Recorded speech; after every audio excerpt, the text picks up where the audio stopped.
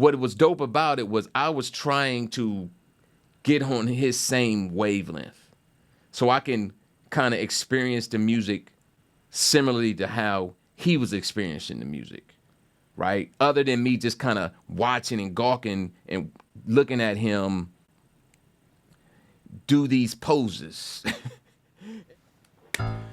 What's up, everybody? Welcome to another episode of Officer Tangents. And this is where I usually come straight from class and straight into the podcast booth talking about the tangents I may have went on in class that I want to further expound on. Now, clearly, I am not coming from class today because for this block, my class is it's a late class, 6 to 8:30 class. So after 8:30 p.m., in my mind, I'm like, go right to the booth and just rock it out. But I'm just too tired and I won't be able to just do all the setup necessary. And it's just too tiring. But it's the morning after. So I'm going to talk about what I kind of started getting into in class last night. It was a couple things. One was I was getting into UI, user interface and user experience design from a video game controller aspect. And I touched on it and I didn't go further because, it was a tangent. It wasn't on task. So I did want to start talking about it. And I also brought up to them this class. So this class has about 14 or 15 people in it. And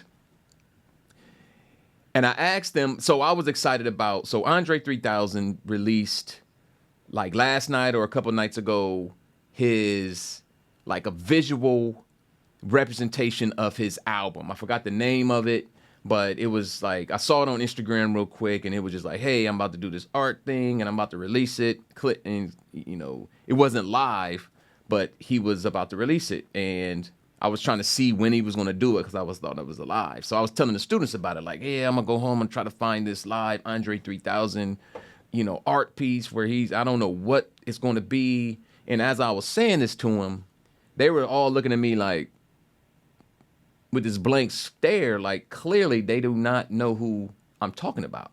So I'm like, do y'all know who André 3000 is? And none of them.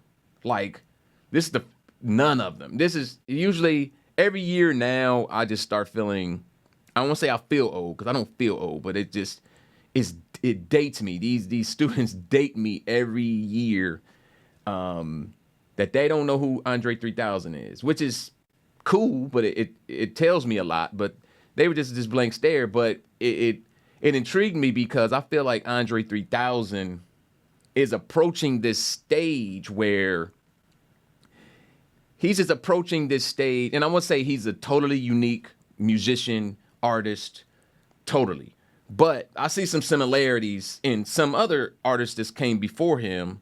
Musicians that kind of kept evolving beyond what initially made them famous. So like musicians like Marvin Gaye, Miles Davis, not just getting into artists that have now passed or passed tragically or anything. I didn't want to go there. But Kanye West, Erykah Badu, CeeLo Green, part of his crew, started rapping and then he really kind of got famous singing. I got more famous as a singer. Childish Gambino, a.k.a. Donald Glover, who started as kind of like primarily an MC, but now he's kind of morphing into more of an artist, producer, actor. Jimi Hendrix just kind of evolved and quickly became a thing. He started as an artist, and I wasn't around for his, upcoming, but it seemed like he started as an artist and just kind of morphed and became his own thing. And a lot of times these musicians, when they want to kind of burst out of what initially made them famous, the fans sometimes have backlash. Or, I don't want to say negative backlash, but maybe they just stop buying their music or start supporting them because this new thing is not necessarily what they like, which is totally cool. But I feel like André 3000 is going that direction. He's been going that direction, since his first album. Like, if you go back to Southern Playalistic Cadillac Music and then listen to AT Aliens, he changed. Like he totally changed from there. Like that's when he changed. It seemed like people want to think he changed most recently, but nah, he did a dramatic change from just those two albums. It's clearly like he did not want to keep on going down the path he was going as far as like content and being an artist that he started on with Southern Playalistic. So ever since ATLians, he's been steadily, and I'm using this as a, symbol. He's just steadily ascending as an artist, and then kind of branching out and trying to find himself. It seems like, right? And so this new thing that he came out with last night that I watched, and I fell asleep on, but that's probably the point. Maybe I don't say it's the point, but it was like it made me fall asleep because it was so soothing.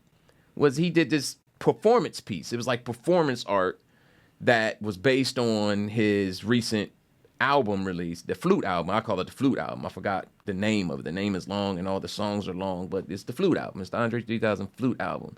And as the album was playing on YouTube live, not live, but he was filming it live. I don't know if he edited it or not, but it seemed like he didn't. And he said it was just straight improv. It wasn't rehearsed or anything. He interpreted the music, and he was just kind of posing and posturing for like an hour and a half or an hour 15 minutes, something like that. And he was just, and I didn't see all of it because I fell asleep. I don't know, probably after like 15 minutes, 20 minutes. I can't remember. I only remember hearing like maybe 2 or 3 full songs. And I was dozing in and out, and then I woke up at 2 a.m. But I almost want to applaud him as far as his bravery in doing it. And I just wanted to point it out because what I was going to say to the students before they, when I found out they really didn't know who he was, it didn't really make sense to even go further with the conversation. But I wanted to get into, because, this is a classroom of designers, right? Some people want to be photographers, illustrators, graphic designers.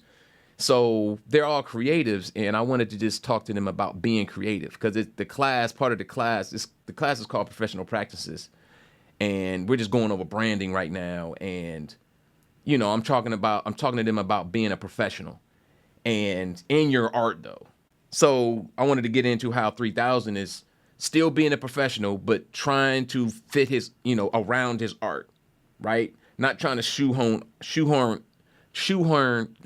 can I say that? Shoehorn art into his professionalism. He's trying to be a professional, like around his art, which I feel like most artists would love to do. Like they would just like to continue to do their art, and then the professional part would come around their art. The professional part would come because of their art.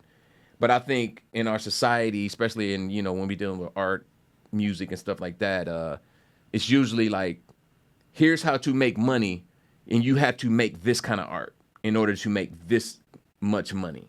Or if you want to make more money, then you got to change. So for instance, you may have to dumb down. You might be a rapper, but you might have to, quote unquote, dumb down your lyrics in order to sell more records or to get more people at your shows or to stream more or something like that. Or, somebody like Dre, a lot of fans were like, I just wish, he would rap. I just wish he would rap forever. Like be more like LL Cool J or Fat Joe or Jay-Z. Well, not really Jay-Z now, but, just keep rap, or Too Short. Like Too Short is the king of consistency and longevity. Like you listen to a Too Short song today, and it doesn't differ too much from a Too Short song from 1982. I don't know when he came out, but it was around there, like 1985, maybe 1986. They're like very similar, consistent. But André 3000 really is not going that route. And he's kind of going, the Flute Album, him just being gone was a mark. But then the Flute Album was like, okay, this dude may never come back to rap. And even though most people, I think, hold out hope. But this new performance piece, I just applaud him because he's doing what I wouldn't say most artists, but he's doing what I would love to do. In that performance piece, he's just going for his. I think the best way to put it, he just went for his. He went for it, like with 2 feet. With whole body, he went for it. Like he's doing stuff that in those hip hop circles, in those super masculine circles, super bravado laden, aggressive nature of hip hop. this performance thing is like, I would still call it hip hop. Still. That's how dope and far reaching hip hop, the culture of hip hop is. But he's doing more. He's just, I don't even, it's no label. He's not really dancing. He's not really he's not playing the flute at all.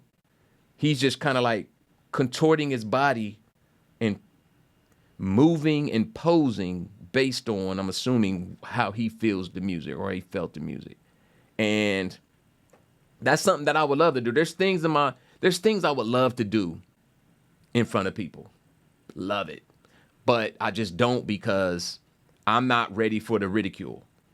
I'm not ready for I just don't get it. I'm not ready for the people that are close to me that the first people I hope that would support me, like not support it or just not get it or just kind of like give me that, I just don't want that. I remember during COVID, so I love beatboxing. I think I might have mentioned that in the previous, but I love beatboxing. That's one of the things I just love to do. I do it every day. It's just something like I walk with my own soundtrack, I say. Like I have my own theme song every day I'm walking or just doing anything. I'm just beatboxing. And it's a hard medium. It's a difficult medium to kind of showcase, even the most, Dougie Fresh and Rozelle and they, when they beatbox, it's like dope, but it's like, it only sounds dope like live to me. Like it's hard to put it out there. And what happened, another thing, when you're beatboxing, I just don't think it looks cool. And how you sound in your head, how I sound in my head beatboxing is totally different than when I record it and listen to it back. Like how I sound in my head sounds like Dolby Surround IMAX stereo. It sounds like the tunnel. It sounds like a dope club.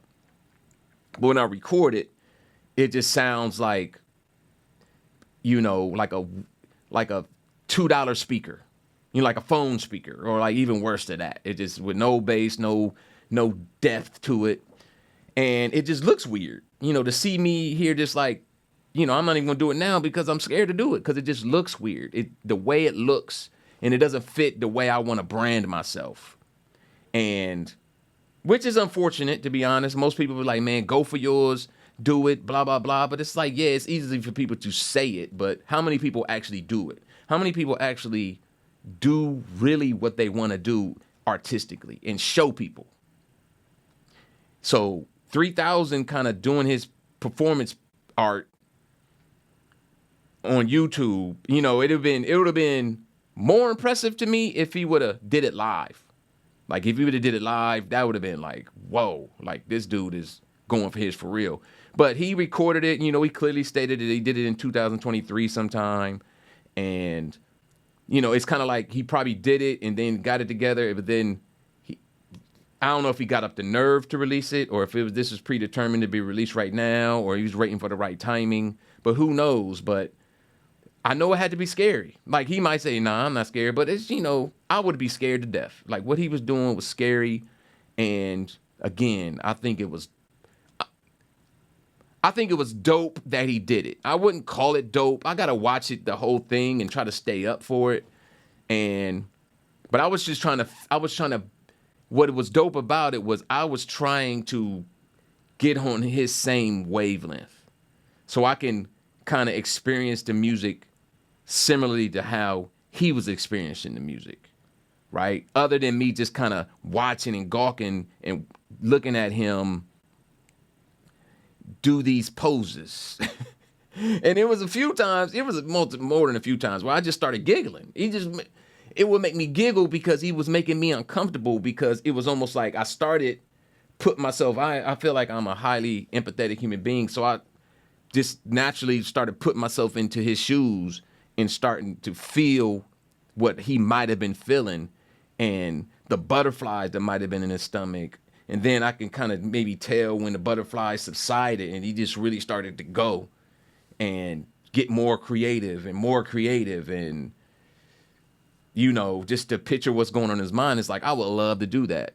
So again, going back, I did a piece during COVID where I beatboxed, but I was like, I'm not going to just have myself beatboxing. I actually took the Apple avatars, the emojis, and then I recorded myself in the phone, and I recorded how I looked beatboxing with my emoji. So it's not me; it was a representation of me.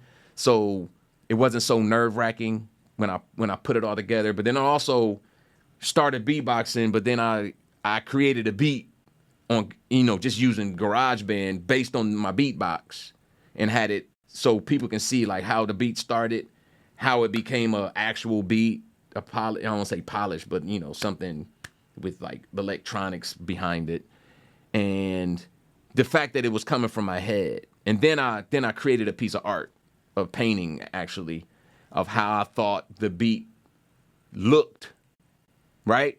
So to explain it sounds weird. So I just decided to put together a multimedia piece that described it better. And it was scary. It was dope putting it together. Like, I'm assuming it was so dope for him to put it together, but to actually put it out, it was scary for me to put it out. Like, I put it out, I posted it, and I was very, very fearful. But at least it wasn't me on the camera. It was my emoji, and most of it wasn't even that. So it wasn't that scary. And then what the fear was is how people are going to receive it, or how they're going to see it. Are they going to see it as weird?